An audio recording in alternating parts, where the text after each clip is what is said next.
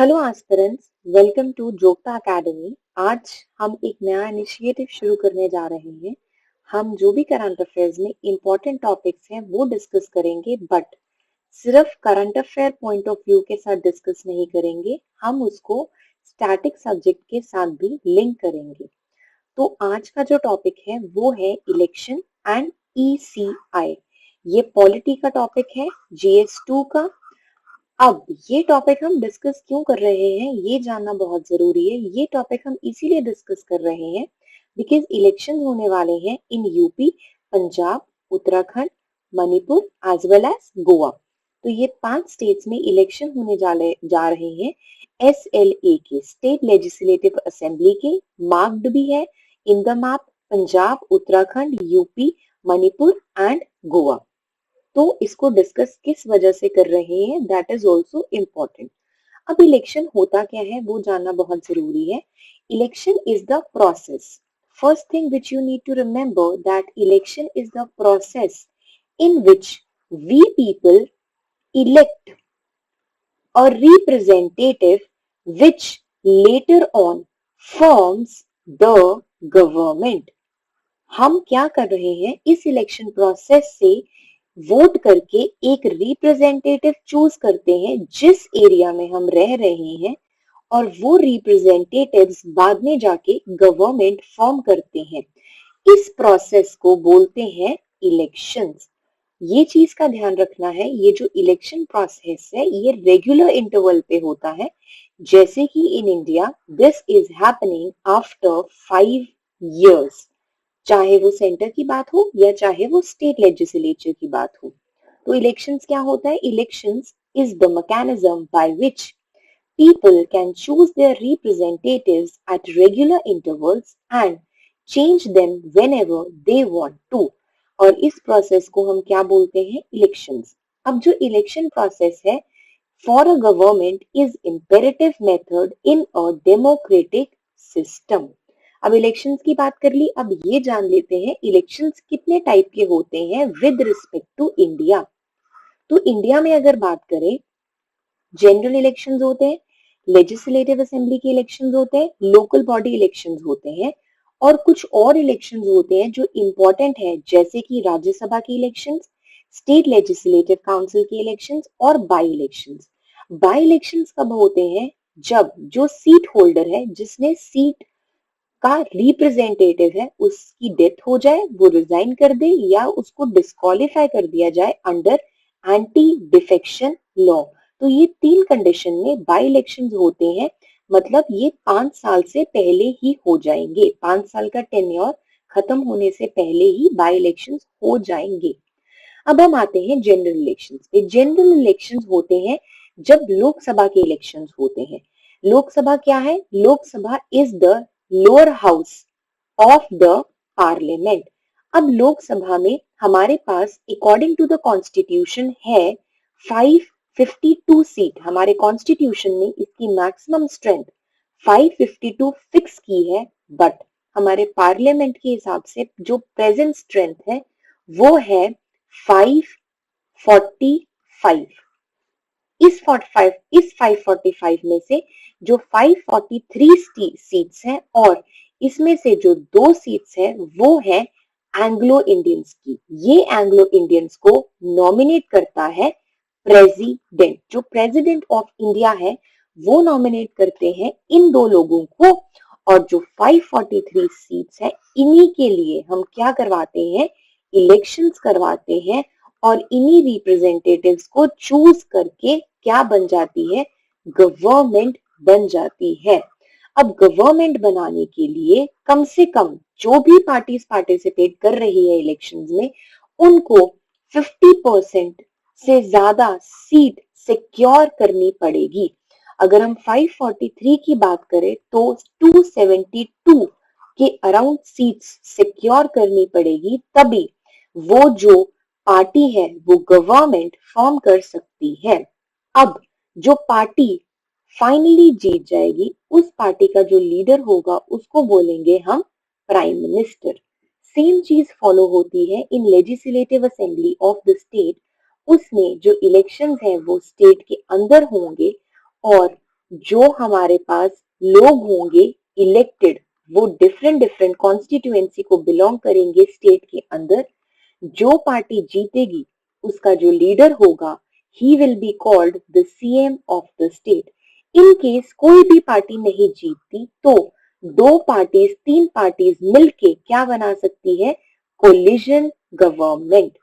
क्योंकि 50% से ज्यादा सीट्स ही क्या करनी है, सिक्योर करनी है गवर्नमेंट को फॉर्म करने के लिए।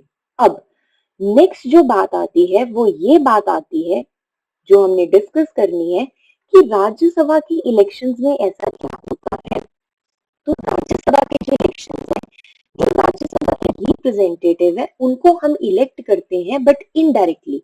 वो कैसे इलेक्ट होते हैं, जो ये रिप्रेजेंटेटिव्स हैं, जो राज्यसभा की सीट्स हैं वो फिक्स्ड होती है in every state on the basis of population. अब हर स्टेट में से जो एमएलए हैं, हर स्टेट में एमएलए होंगे और एमएलए को हम इलेक्ट करेंगे।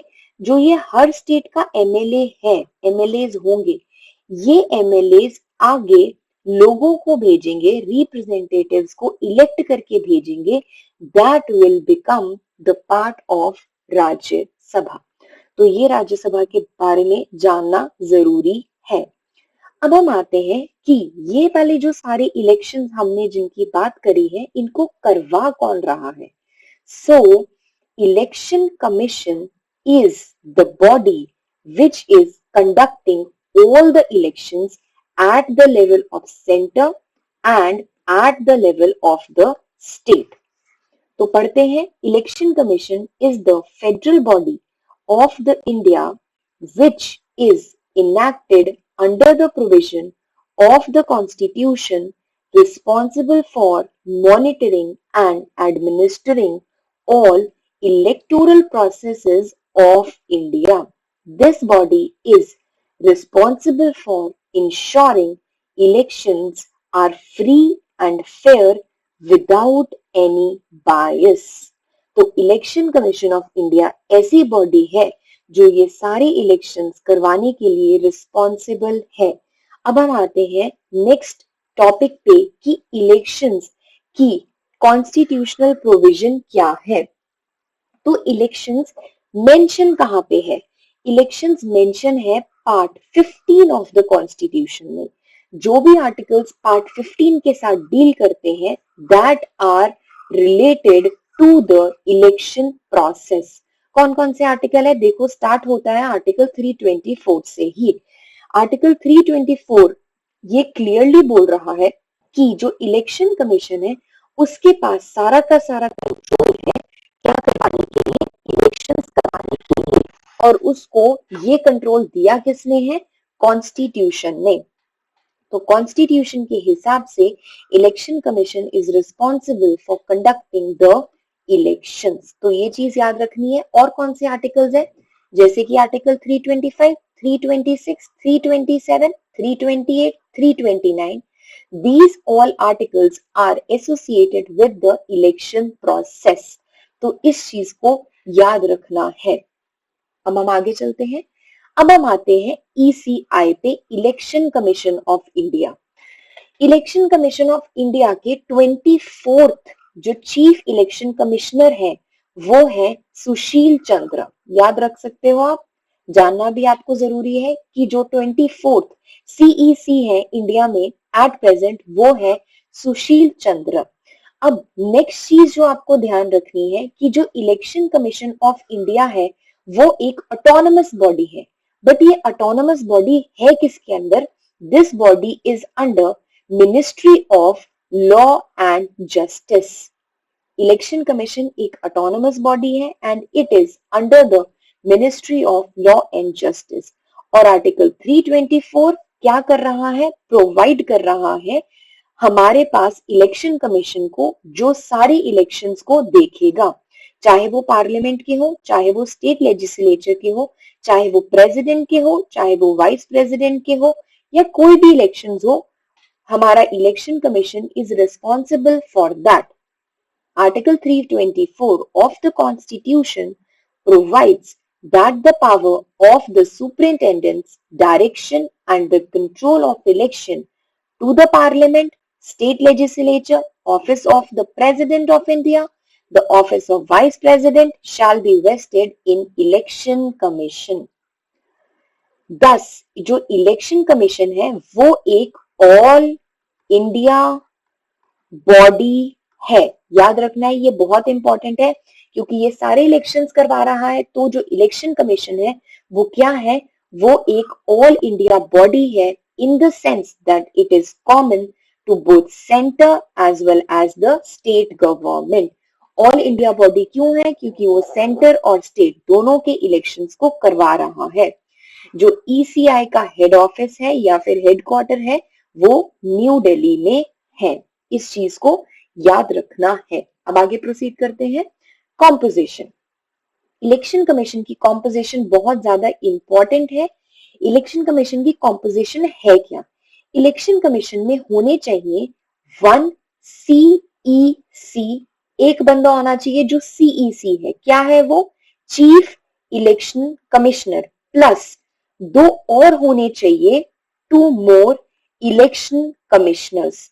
सो एक CIC होना चाहिए प्लस 2 अदर इलेक्शन कमिश्नर्स। तो ये याद रखना है कि एक CIC होना चाहिए और दूसरा कौन होने चाहिए, 2 अदर चीफ इलेक्शन कमिश्नर। अब ये अपॉइंट कौन करेगा, who will appoint them, so they will be appointed by the president of India. So this becomes very important कि जो इलेक्शन कमिश्नर है उनको अपॉइंट कौन कर रहा है, प्रेसिडेंट ऑफ इंडिया। अब बात ये आती है कि क्या ये 3 लोग मिलके सारा काम संभाल लेंगे, बिकॉज इलेक्शन को संभालना, इलेक्शन प्रोसेस को कंडक्ट करवाना, सारी चीजें देखना is a very difficult process. तो are these people enough to manage the elections?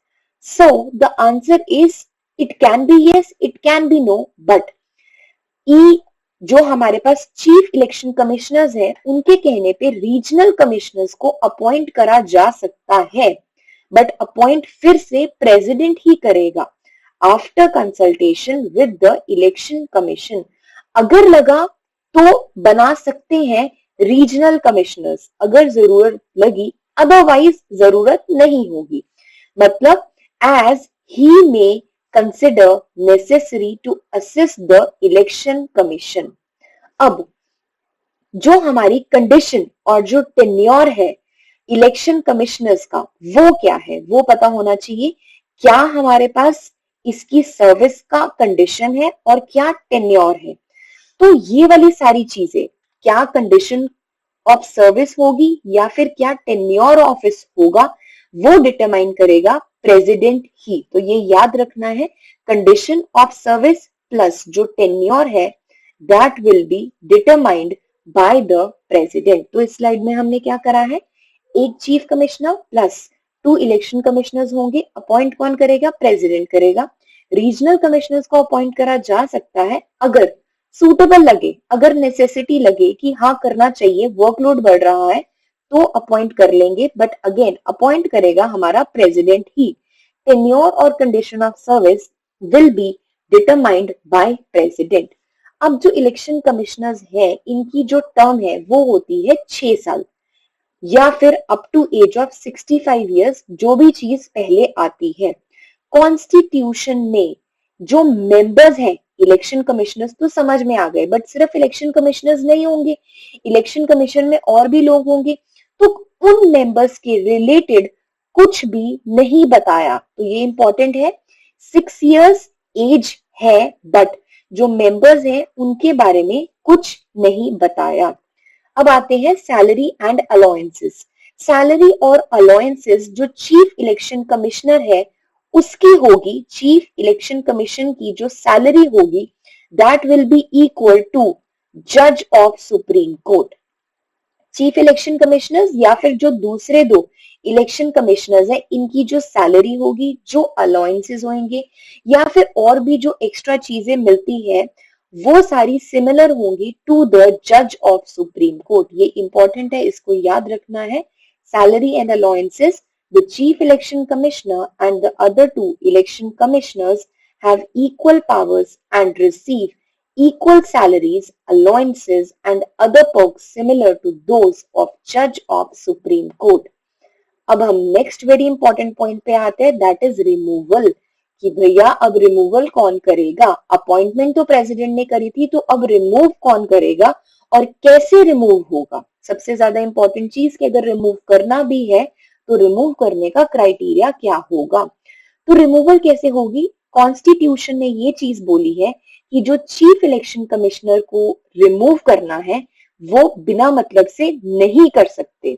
वो अगर रिमूव करना है तो उसका जो ग्राउंड है वो होना चाहिए जो ग्राउंड जज ऑफ सुप्रीम कोर्ट को रिमूव करने के लिए होता है। कहने का मतलब जिस ग्राउंड पे जो सुप्रीम कोर्ट का जज है वो रिमूव होता है, उसी ग्राउंड पे जो चीफ इलेक्शन कमिश्नर है वो रिमूव होगा। अदरवाइज और कोई कंडीशन नहीं है जिसपे वो रिमूव हो सके। और वो ग्राउंड क्या है? proved misbehavior and incapacity, and this removal is given in the constitution। constitution ने बोला है कि जिस तरीके से जज ऑफ सुप्रीम कोर्ट को रिमूव करा जाता है जिस ग्राउंड पे, उसी ग्राउंड पे CIC को रिमूव करा जाएगा अगर मिसबिहेवियर होगा या फिर इनकैपेसिटी होगी। और जो अदर इलेक्शन कमिश्नर्स हैं या फिर जो रीजनल इलेक्शन कमिश्नर्स हैं वो तभी रिमूव होंगे जब जो चीफ इलेक्शन कमिश्नर है वो बोलेगा। Otherwise they will not be removed बिना मतलब से। तो ये याद रखना है, ये बहुत इंपॉर्टेंट पॉइंट है। रिमूवल, सैलरी, दोनों चीजें जज ऑफ सुप्रीम कोर्ट की जिस तरीके से होती है उसी तरीके से इनकी होती है। टर्म 6 साल होगी, बट ये टर्म मेंबर्स के केस में नहीं बताई हुई। आगे चलते हैं। अब हम बात करते हैं फंक्शंस क्या है इलेक्शन कमीशन की। What are the different functions of election commission? जो इलेक्शन कमीशन है वो एडमिनिस्ट्रेटिव फंक्शन भी फॉर्म करता है, वो क्वासी जुडिशियल फंक्शन भी फॉर्म करता है और वो एडवाइजरी फंक्शन भी फॉर्म करता है। एडमिनिस्ट्रेट जो एडमिनिस्ट्रेशन फंक्शन है, जैसे कि वो डेट्स बताता है किस दिन इलेक्शन होने हैं, हमेशा इलेक्शन कमीशन ही डेट्स को अनाउंस करता है। शेड्यूल बनाता है किस तरीके से इलेक्शंस को करा जाएगा, या फिर वो टेरिटरीज भी डिफाइन करता है कि किस टेरिटरी के अंदर कौन सी टेरिटरी, डिफाइंड टेरिटरी कौन सी कॉन्स्टिट्यूएंसी बनाएगी। Plus it prepares revise the electoral rolls and to all register eligible voters. It also grants recognition to political parties and allot election symbols to them. Political parties को recognize करता है और उनको election symbols को क्या करता है? देता है। Plus, it also determines the code of conduct or cancels the polls in the event of booth tampering and other irregularities. तो ये कुछ इंपॉर्टेंट फंक्शंस है। कौन से? Administrative functions. तो इजी है याद करने। सबसे पहले टेरिटरी याद करना, टेरिटरी डिसाइड करके दे देता है कि ये वाली टेरिटरीज बांट दी जाएंगी डिफरेंट कॉन्स्टिट्यूएंसी में। फिर इलेक्टोरल रोल्स को प्रिपेयर करता है, प्लस पॉलिटिकल पार्टीज को रिकॉग्नाइज करके सिंबल्स दे देता है, डेट्स बताता है, शेड्यूल बताता है। उसके बाद कोड ऑफ कंडक्ट भी डिटरमाइन करता है। दूसरा मेन फंक्शन इसमें आता है, पहला था एडमिनिस्ट्रेटिव, दूसरा मेन फंक्शन आता है क्वासी जुडिशियल। क्वासी जुडिशियल क्या होता है? जुडिशियल मतलब कुछ जजमेंट देता है, बट वो अब क्वासी मतलब थोड़ा, जुडिशियल मतलब जजमेंट। तो वो जजमेंट कहाँ पे देता है? ऐसा कौन सा फंक्शन है जहां पे ये जजमेंट देगा, मतलब जब जस्टिस प्रोवाइड करेगा। तो इसके पास पावर है कि अगर दो पॉलिटिकल पार्टीज आपस में लड़ पड़ी तो उस पॉलिटिकल पार्टीज के बीच में डिस्प्यूट्स को सेटल करेगा। Plus, it is entitled to act as a court for the matters arising out of election symbol to political party। एक इलेक्शन सिंबल के लिए दो पॉलिटिकल पार्टीज लड़ सकती है, उनके बीच में लड़ाई हो सकती है, डिस्प्यूट पैदा हो सकता है। इस डिस्प्यूट को सॉल्व करने के लिए हमारा जो इलेक्शन कमीशन है वो कोर्ट की तरह बिहेव कर सकता है। प्लस इसके पास पावर है कि ये डिस्क्वालीफाई कर सकते हैं अगर कोई भी कंटेंडर फेल हो जाता है to lodge an account of his election expenses within a given time. तो ये वाली जो तीन चीजें हैं इसको क्वासी जुडिशियल बनाती है, मतलब ये जुडिशरी की तरह बिहेव करता है कुछ चीजों के लिए। अब ये एडवाइस भी देता है। तीसरा फंक्शन हमारे पास आता है एडवाइजरी फंक्शन। एडवाइस किसको देता है? ये एडवाइस देता है प्रेसिडेंट को और गवर्नर को। पर किस मैटर्स में? ये देता है एडवाइस प्रेसिडेंट और गवर्नर को उन मैटर्स में जो रिलेट करते हैं डिस्क्वालिफिकेशन। बट डिस्क्वालिफिकेशन किसकी? आइदर एमपी की या फिर एमएलए की। गवर्नर को एडवाइस देगा एमएलए के रिलेटेड, प्रेसिडेंट को एडवाइस देगा एमपी के related. So it advises president on the matters of disqualification of MP and on the matters to the government with relation to MLA। तो ये important है। Plus ये advice करता है प्रेसिडेंट को whether the election can be held in a state under president rule to extend the period of emergency by 1 year। This becomes very important कि ये president को क्या करता है? एडवाइस करता है कि क्या जिस स्टेट में प्रेसिडेंट रूल लगा हुआ है वहां पे हमें इलेक्शंस करवाने के लिए एक्सटेंड करना पड़ेगा period of emergency by 1 year. So this is very important point. तो ये एडवाइस भी देता है, ये एज अ जस्टिस या फिर जुडिशियल फंक्शन भी परफॉर्म करता है और ये एडमिनिस्ट्रेशन भी करता है, एडमिनिस्ट्रेटिव फंक्शन को भी परफॉर्म करता है। आगे चलते हैं। सिग्निफिकेंस क्या है? अगर हम इलेक्शन कमीशन की इतनी बात कर रहे हैं तो इसकी सिग्निफिकेंस क्या है आपको पता होनी चाहिए। सिग्निफिकेंस के बारे में पढ़ते हैं। It upholds the values enshrined in the constitution, that is equality, impartiality and equity. इन तीनों चीजों को ये ध्यान में रखता है। सुपरवाइज भी करता है, कंट्रोल भी करता है इलेक्टोरल गवर्नेंस को। क्योंकि देखो अगर ये बॉडी हो ही ना, अगर इलेक्शन कमीशन ऑफ इंडिया हो ही ना, तो इलेक्शंस कैसे होंगे? इलेक्शंस बहुत मुश्किल प्रोसेस हो जाएगा फिर गवर्नमेंट के लिए। तो ये कंट्रोल कर रहा है इलेक्टोरल गवर्नेंस को। ये अवेयरनेस लेकर आता है लोगों में about the electoral procedure. Voters को किस तरीके से वोट करना है, पॉलिटिकल पार्टीज को किस तरीके से फॉर्म होना है, उनको क्या करना है, और कैंडिडेट्स की भी हेल्प करता है। मतलब ये सब कुछ कर रहा है जिसके कारण जो इलेक्टोरल सिस्टम है कंट्री का वो स्ट्रेंथन हो। अवेयरनेस लेकर आ रहा है ताकि जो इलेक्शन प्रोसेस या फिर जो इलेक्टोरल सिस्टम है वो स्ट्रेंथन हो कंट्री का।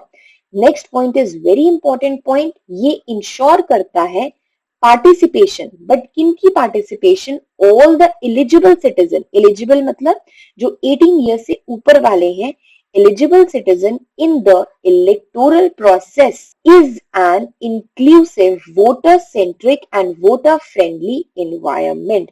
तो ये पार्टिसिपेशन को इंश्योर करता है ऑल एलिजिबल कैंडिडेट्स की।